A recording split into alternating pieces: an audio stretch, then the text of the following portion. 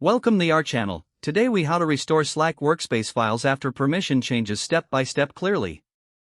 To restore Slack Workspace files after permission changes, start by opening your Slack application or visiting the Slack website. Navigate to your workspace where the files are located.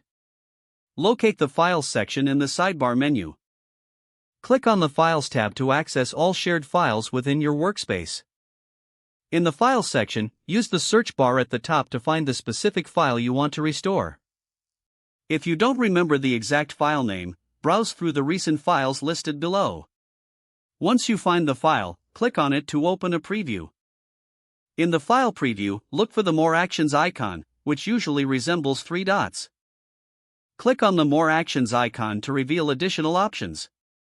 Select View File Information to check the permissions associated with the file. Review the permissions to determine who has access to the file. If the permissions need to be changed, go back to the More Actions menu.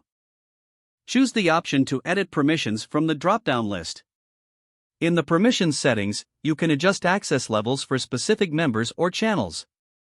To restore previous permissions, compare the current settings with any documented permissions from before the change. Once you've made the necessary changes, click the Save button to apply the updated permissions.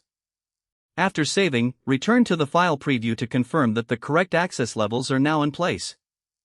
If the file still does not appear accessible to the intended users, consider checking Workspace settings for any overarching restrictions. Discuss the changes with your team to ensure everyone is informed of their access levels. Finally, encourage users to refresh their Slack application or browser and attempt to access the file again. This process will help restore the necessary access to your files after permission changes. If the page does not load, refresh the browser or try again in a private or incognito window.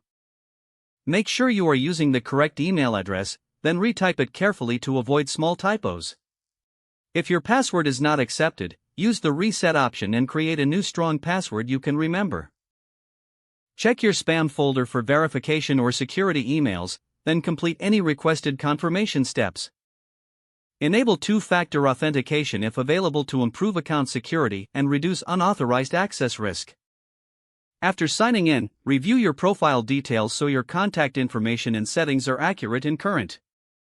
If you see an error message, note it down and try again after restarting your device and internet connection. Don't forget to like this video and subscribe to our channel for more step-by-step tech guides.